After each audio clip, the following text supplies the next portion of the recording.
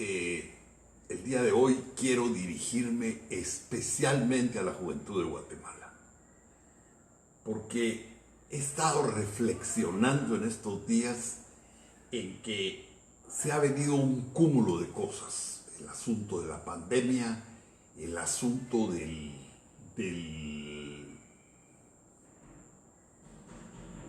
irrespeto a la autoridad. La verdad es que las autoridades en el país, algunas de ellas, no se dan a respetar. Y entonces se ha perdido como esas características de liderazgo que al líder se le respeta y se le sigue, porque realmente se ha devaluado eso. Por el otro lado, se ha caído en la tentación de que sean los jueces los que manejen la cosa, y los jueces están en gran cantidad de ellos, no todos, pero en unos niveles impresionantes de corrupción. Están vendidos, están entregados a causas o están entregados por dinero a líneas de acción que realmente golpean. Yo me pregunto, un joven que tiene 25, 30 años ahora, o más, 35 años y hasta 40 años, ¿cómo percibe, pensaba yo, cómo percibe el país? Y realmente lo que se ha vivido en estos últimos tiempos, este canibalismo político, esta doctrina del cinismo que hay en el país, palabra que confunde a cualquiera. Porque antes uno sabía qué pensaba la gente y uno tenía posibilidades de discutir, de tener encuentros y confrontaciones ideológicas. Hay diálogos políticos que están registrados en la historia del país, pero hoy no.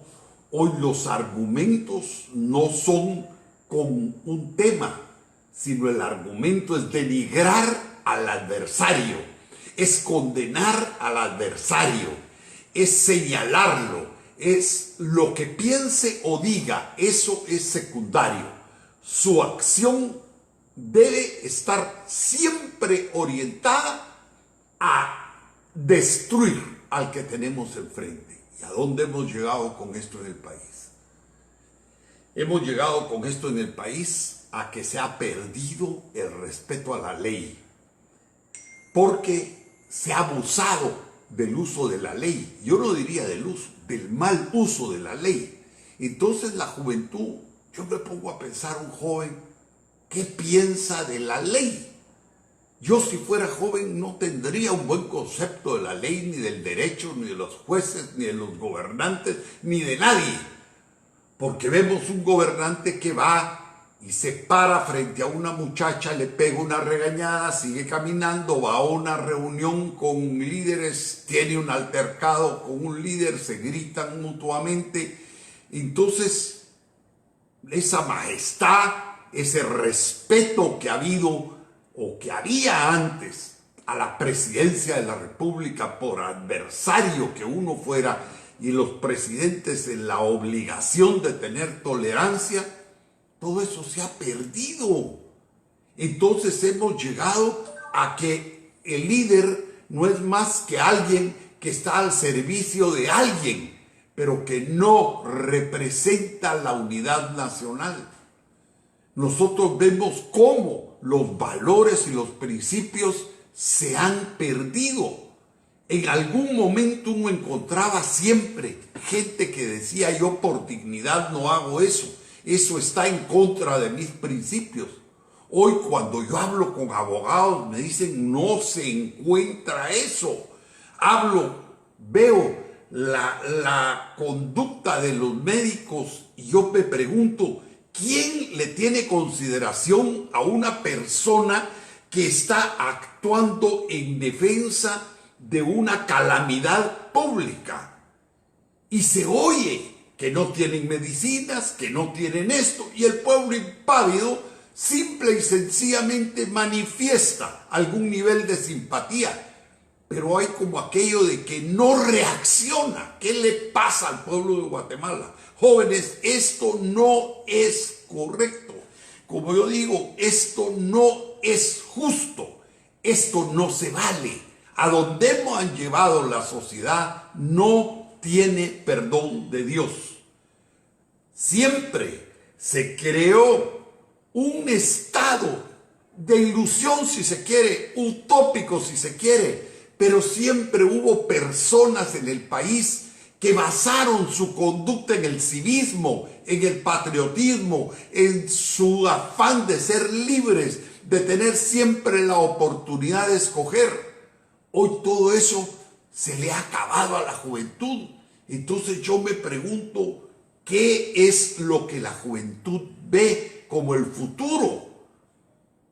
¿Quién de todos los políticos supuestamente líderes del país están dando alguna pauta ideológica para que la juventud pueda seguirla? No hay. Los políticos están desgastados en una agenda de día a día, una agenda que lo que hacen es de mutuas inculpaciones y de llevar una política del traqueteo, del menudeo, y está bien, parte de la política es eso, pero eso no es toda la política. La política tiene que tener un norte, tiene que tener una ideología, tiene que tener unos principios, tiene que tener una orientación. El que crea en el libre mercado, que se le respete su punto de vista y que se discuta si no se está de acuerdo con él. El que crea en lo que se pueda hacer o no hacer con respecto a la salud está bien, pero discutamos los temas, vayamos al fondo, pero nos desgastamos tanto en atacar la autoridad, que dicho sea de paso, tiene toda la responsabilidad porque no se da a respetar, porque realmente no cumple con el papel para el cual está puesto, porque no desarrolla una agenda nacional, sino que están en agendas privadas, en agendas económicas, en agendas que poco o nada tienen que ver con lo que está planteándose en las circunstancias actuales del país. Bueno, dentro de ese gran desbarajuste empezamos a darnos cuenta cómo vino, jóvenes, el crimen organizado, vino el narcotráfico y vinieron los grupos delincuenciales que se incrustaron en el Estado e hicieron negocios con los grupos de afuera. Y estos empezaron a manejar el poder, empezaron a manejar el gobierno, empezaron a manejar las leyes, empezaron a manejar el organismo judicial. A partir del año 1993 se planteó una estrategia por personajes oscuros de Guatemala de llegar a dominar el poder, a dominar los tribunales para cubrirse las espaldas de todas las estafas que le estaban haciendo al país. Así fue como se llevaron a privatizaciones que nadie sabe qué pasó con el dinero de las privatizaciones. Nadie sabe. Y ese es un capital que el pueblo perdió. Nadie sabe qué pasó con muchísimas otras cosas. Nadie entiende cómo es posible que ahora el Estado guatemalteco depende del dinero que le puedan prestar los bancos y no puede usar sus reservas y no puede usar los créditos que el Banco de Guatemala le daba antes. Todo eso fue a raíz de que me dieron el golpe de Estado en el 93 y estos grupos que entraron a apoderarse del poder empezaron a hacer lo que se les daba la gana. Inventaron las comisiones de postulación para quitar la influencia política y ciudadana de la selección de jueces y magistrados y meterlos en un mecanismo en el cual ellos pudieran maniobrar. Y hemos dado cuenta cómo en estos años han venido tribunales, han venido jueces, han venido magistrados y todos obedecen a un sistema político. Ahí está la hiperpolitizada Corte de Constitucionalidad, en que son prácticamente diputados, no magistrados. que está bien si ellos estuvieran en un parlamento emitiendo sus resoluciones, pero han encontrado maléficamente una forma de meterse en todo lo que es el Estado para ellos decidir si el presidente debe firmar una carta o no, si debe rescindir un contrato o no, si el Congreso debe aprobar una ley o no, si la Corte Suprema de Justicia debe nombrar a una sala para que haga una cosa o no, y hasta llegan, como hemos visto en todos los acontecimientos recientes, a ser ellos los únicos jueces de ellos mismos. ¿A dónde hemos llegado? A una politización del sistema de justicia. Entonces, ya no es la ley, ya no es el derecho lo que garantiza los derechos de los ciudadanos. Porque ¿qué es lo que a mí me garantiza mi propiedad? ¿Qué es lo que me garantiza a mí el derecho a poder educar a mis hijos? ¿Qué es lo que me garantiza a mí el derecho a tener una familia? ¿Qué es lo que me garantiza a mí el derecho a ser libre y poder opinar? Son las leyes. Pero ¿de qué me sirve que existe una ley que me da todos esos derechos si quienes aplican la ley hacen lo que se les da la gana y han establecido cortapisas a esos derechos? La Constitución de la República, por ejemplo, dice que todos los tratados y convenios firmados internacionalmente respecto a derechos humanos son constitucionales y forman parte del ideario de la nación en términos del respeto a los derechos individuales. Sin embargo, por ejemplo, Guatemala suscribió la Declaración Americana de los Derechos y Deberes del Hombre en 1948. Y en esa declaración están los derechos incluso para los presidiarios. Pero en Guatemala, ¿quién respeta los derechos de un presidiario? Cree que porque está preso, aunque no haya sido juzgado ni condenado, ya no tiene derechos. En Guatemala se nos ha ido la baranda, como decimos.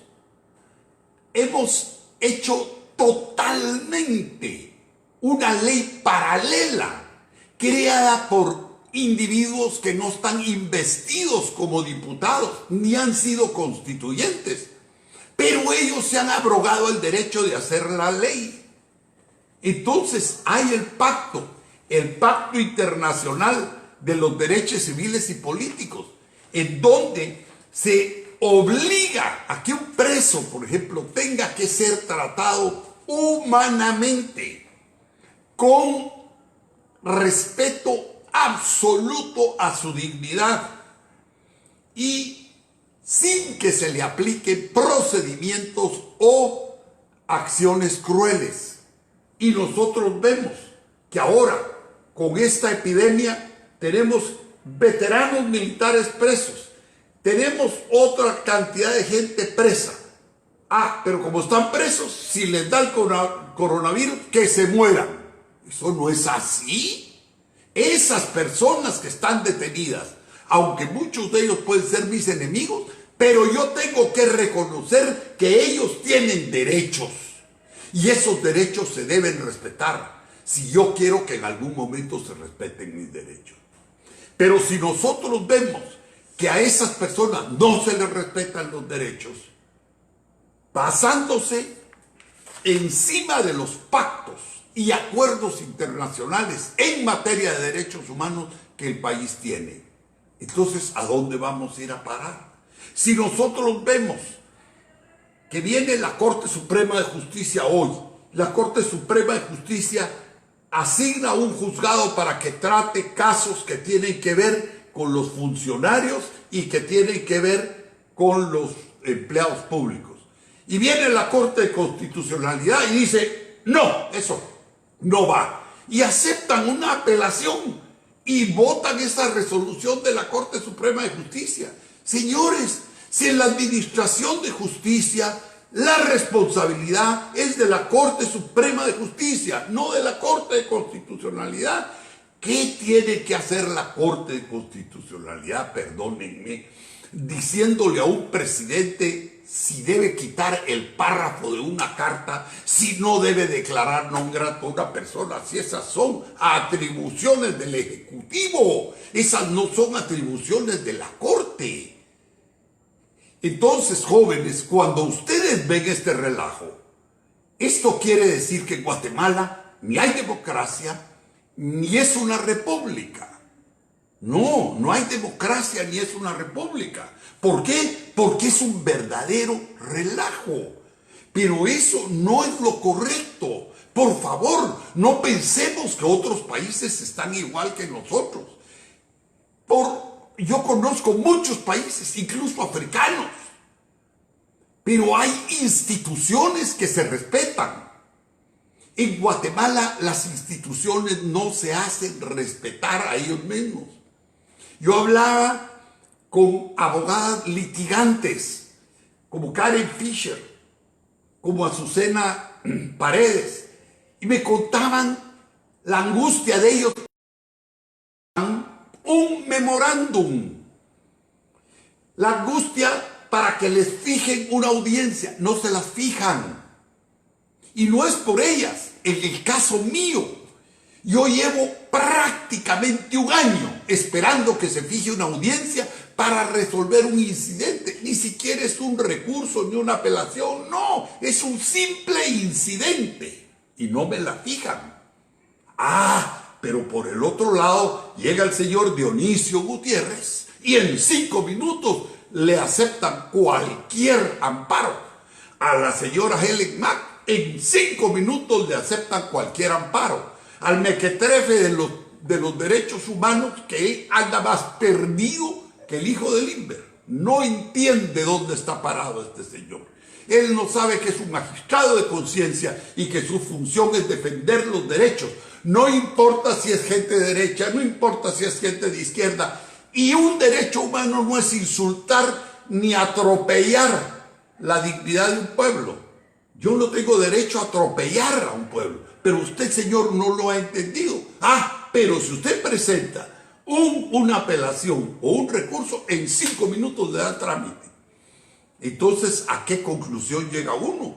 Que la justicia solo tiene un lado. La verdad es que yo, si quisiera resolver mi caso, tendría que ponerme de acuerdo con Dionisio Gutiérrez, con la Helen Mack o con el Procurador de los Derechos Humanos, para que ellos fueran mis lobbies o ellos fueran mis abogados, ellos me pusieran los abogados y entonces yo resolvería mi caso.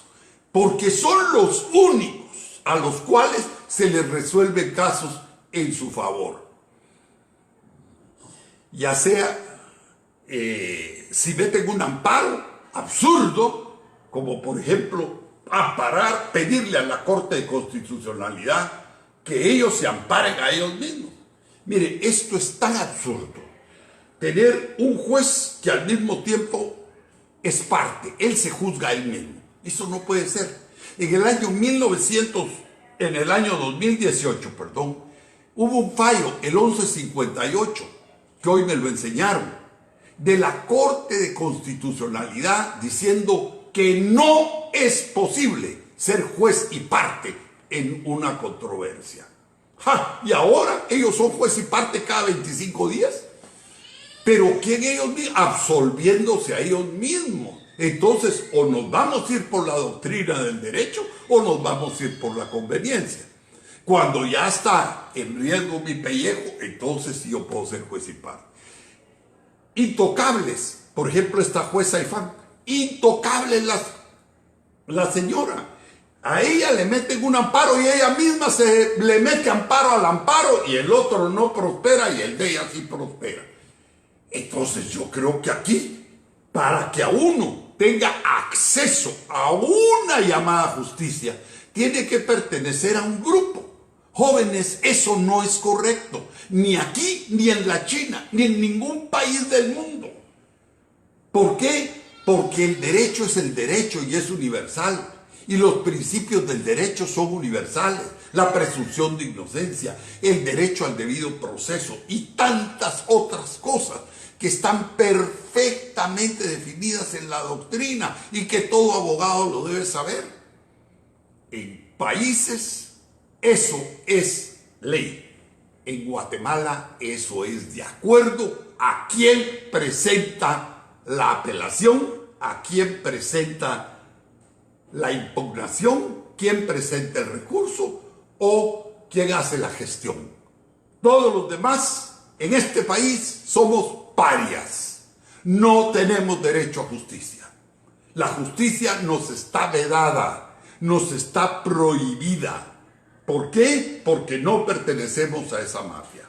Ahora vemos, por ejemplo, esta sentencia contra los señores Bitcoin. Yo no sé qué hay detrás, pero todo lo que han dicho es que ahí se han corrido sumas extremadas de dinero para condenarlos a ellos. ¿Por qué? Porque hay una mafia detrás que quiere sentar con ellos un precedente. Todos oímos las cosas horribles por las que pasó el niño, esa familia.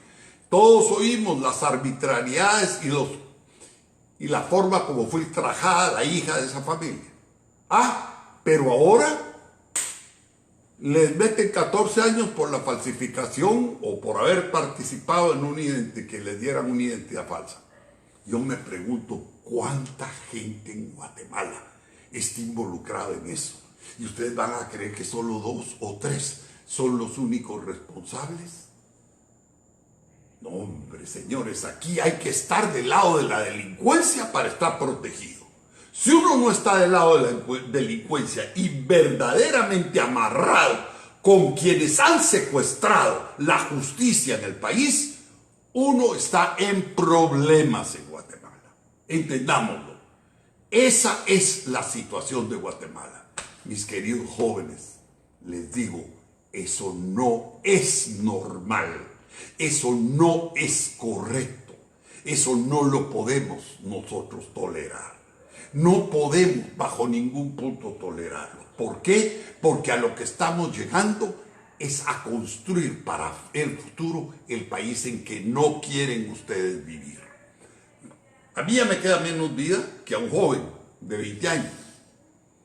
Quiere decir que ese país es menos mío que de él. Así lo veo yo con mis hijos y mis nietos. Ellos son más dueños de lo mío que yo, porque van a tener más tiempo para usufructuarlo.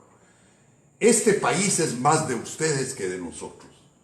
Pero por favor, no se les ocurra aceptar lo que están viendo como correcto, porque no está actuando como un líder, ni el presidente de la República, ni la gente que lo rodea.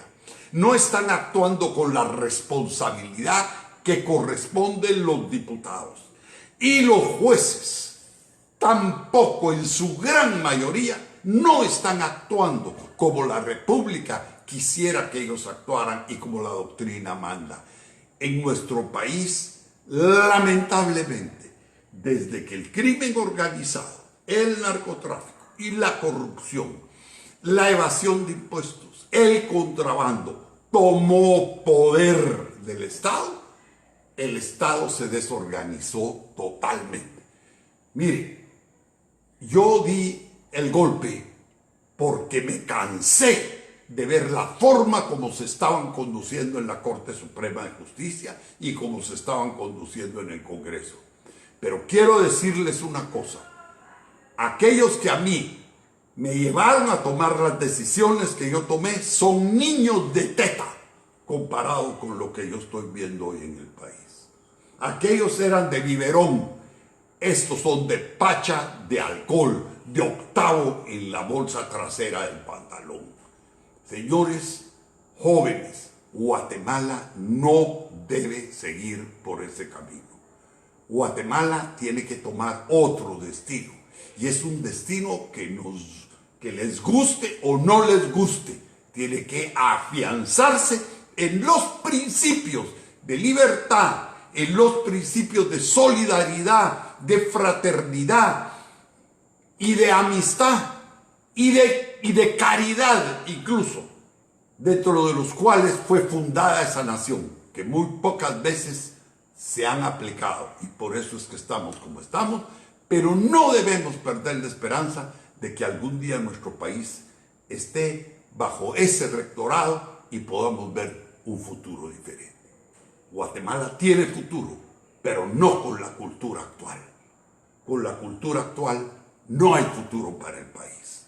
Hay futuro si regresamos a poner a Dios, si regresamos a establecer principios de respeto a la persona humana, si nos olvidamos de todas las doctrinas que nos impone Naciones Unidas y tantos otros organismos de porquería que han querido corromper a nuestras juventudes y a nuestras sociedades, y realmente definimos nuestro futuro en base a nuestros principios, a nuestras lealtades, a nuestra idiosincrasia. Que el Señor los bendiga y espero que realmente esto sirva para que la juventud reflexione, porque lo que está pasando actualmente se está paseando en el futuro de ustedes.